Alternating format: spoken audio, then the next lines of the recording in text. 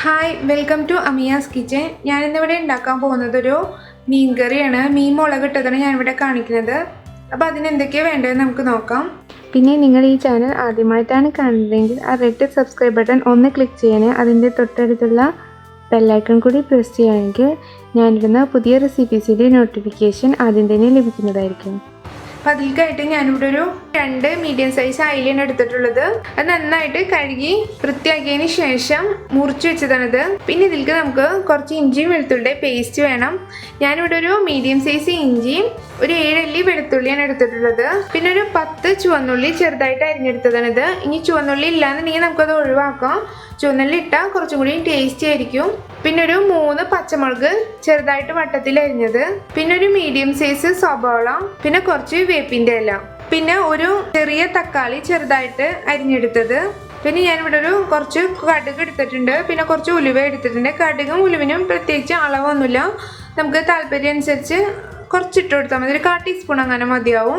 പിന്നെ നമുക്കിതിലേക്ക് വേണ്ടത് മുളക് പൊടി ഞാനിവിടെ എടുത്തേക്കുന്നത് കാശ്മീരി ചില്ലിയാണ്. ഈ കാശ്മീരി ചില്ലി ഇല്ലാന്നുണ്ടെങ്കിൽ സാധാ മുളക് പൊടി വെച്ചും ചെയ്യാം. കാശ്മീരി ചില്ലി ഇടുമ്പോൾ കുറച്ചും കൂടി നല്ലൊരു കളർ കിട്ടും. പിന്നെ അധികം എരിവ് ഉണ്ടാവില്ല. അതുകൊണ്ടാണ് ഞാൻ കാശ്മീരി ചില്ലി എടുത്തത്. എരിവ് കൂടുതൽ വേണമെന്നുള്ളവർക്ക് സാധാ മുളക് പൊടി എടുത്താലും മതി. ഞാനിവിടെ ഒരു 1 ടേബിൾ സ്പൂൺ കാശ്മീരി ചില്ലിയാണ് എടുത്തിട്ടുള്ളത്.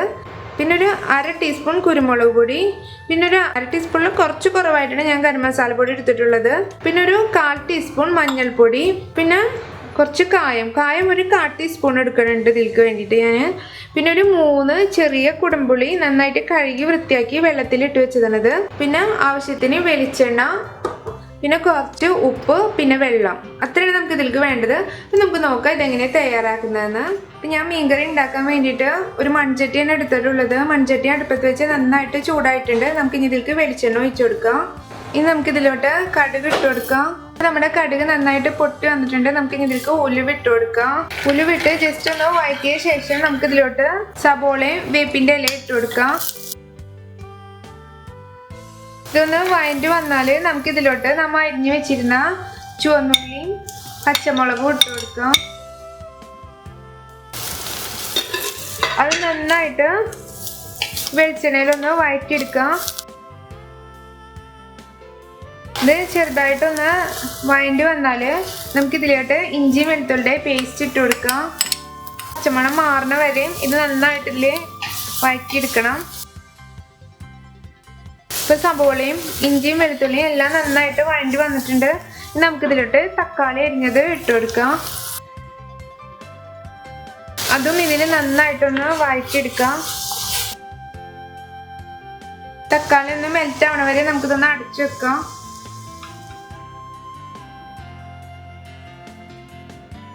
തക്കാളിയൊക്കെ നന്നായിട്ട് മെൽറ്റായിട്ട് വന്നിട്ടുണ്ട്.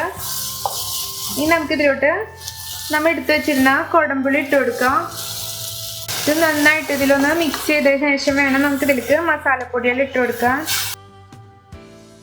ഇനി നമുക്കിതിലോട്ട് മുളക് പൊടി ഇട്ട് കൊടുക്കാം, പിന്നെ കുരുമുളകിൻ്റെ പൊടി ഇട്ട് കൊടുക്കാം, പിന്നെ മഞ്ഞൾപ്പൊടി ഇട്ട് കൊടുക്കാം. ഇതെല്ലാം ഇതിൽ നന്നായിട്ടൊന്ന് മിക്സ് ചെയ്യാം. ഇതിലേക്ക് ആവശ്യത്തിന് ഉപ്പിട്ട് കൊടുക്കാം. നന്നായിട്ട് മിക്സ് ചെയ്യാം. കുറച്ച് നേരം ഇത് ഈ രീതിയിൽ നന്നായിട്ട് ഇങ്ങനെ വഴറ്റി കൊടുക്കണം. ഇതിലേക്ക് ആദ്യം കുറച്ച് വെള്ളം ഒഴിക്കാം. അധികം ഒഴിക്കണ്ട, ജസ്റ്റ് കുറച്ച് വെള്ളം ഒഴിച്ചാൽ മതി. ഇത് ജസ്റ്റ് നന്നായിട്ടൊന്ന് തിളച്ച് അതിൻ്റെ ആ മസാലയുടെ ഒരു പച്ചക്കുത്തൊക്കെ ഒന്ന് മാറിയതിന് ശേഷം വേണം പിന്നെ ബാക്കി വെള്ളം കൂടി നമുക്ക് ഒഴിച്ചു കൊടുക്കാൻ. കുറച്ച് നേരം ഒന്ന് അടച്ചു വയ്ക്കാം. ഇനി നമുക്കിതൊന്ന് തുറന്ന് നോക്കാം. ഇത് നന്നായിട്ട് തിളച്ചിട്ടുണ്ട്. ഇനി ഇതിലേക്ക് നമുക്ക് ആവശ്യത്തിന് വെള്ളം ഒഴിച്ചു കൊടുക്കാം. ഇത് നന്നായിട്ടൊന്ന് തിളച്ച് വരണം, അതുവരെ നമുക്കിതൊന്ന് അടച്ചു വയ്ക്കാം. ഇതിപ്പോൾ ചെറുതായിട്ട് തിളച്ച് വരുന്നുണ്ട്. ഇത് നന്നായിട്ട് തിളച്ചതിന് ശേഷം വേണം നമുക്ക് മീൻ ഇട്ട് കൊടുക്കാൻ. ഞാനിപ്പോൾ ഇതിലേക്ക് ഒരു 2 കപ്പ് വെള്ളമാണ് ഒഴിച്ചത്. നിങ്ങൾക്കിപ്പോൾ ഗ്രേവി കൂടുതൽ വേണമെന്നുണ്ടെങ്കിൽ അതനുസരിച്ച് വെള്ളം ഒഴിച്ചു കൊടുക്കണം. പക്ഷെ അധികം ലൂസായിട്ടുണ്ടെങ്കിൽ കറി ടേസ്റ്റ് ഉണ്ടാവില്ല. കുറച്ച് കട്ടിയിലായിരിക്കുള്ളൂ ഈ കറി ടേസ്റ്റ് ഉണ്ടാവുക. ഇപ്പോൾ കറി നന്നായിട്ട് തിളച്ച് വന്നിട്ടുണ്ട്. ഞാനിപ്പോൾ ഇതിലേക്ക് മീൻ ഇട്ട് കൊടുത്തിട്ടുണ്ട്. ഇപ്പം മീനിട്ട് അപ്പോൾ തന്നെ നമുക്കിതിലോട്ട് നമ്മൾ എടുത്ത് വെച്ചിരുന്ന ഗരം മസാലയുടെ പൊടി ഇട്ട് കൊടുക്കാം. കായത്തിൻ്റെ പൊടിയും ഇട്ട് കൊടുക്കുക. മീൻ പൊട്ടിപ്പോകാത്ത വിധത്തിൽ വേണം ഇത് മിക്സ് ചെയ്ത് കൊടുക്കാൻ.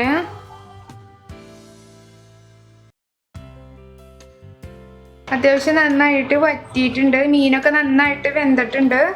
ഇപ്പം നെയ്യൊക്കെ തെളിഞ്ഞു വന്നിട്ടുണ്ട്. ഇതൊന്ന് ഇങ്ങനെ ചുറ്റിച്ചു കൊടുക്കുക.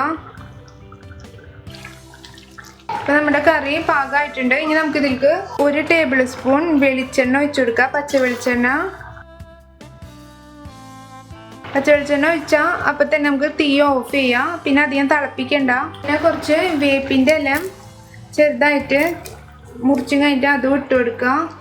എന്നിട്ട് ഇത് ജസ്റ്റ് ഒന്നിങ്ങനെ ചിറ്റിച്ച് കൊടുക്കുക. അതിനുശേഷം ഇതൊന്ന് നന്നായിട്ട് അടച്ച് വെക്കാം.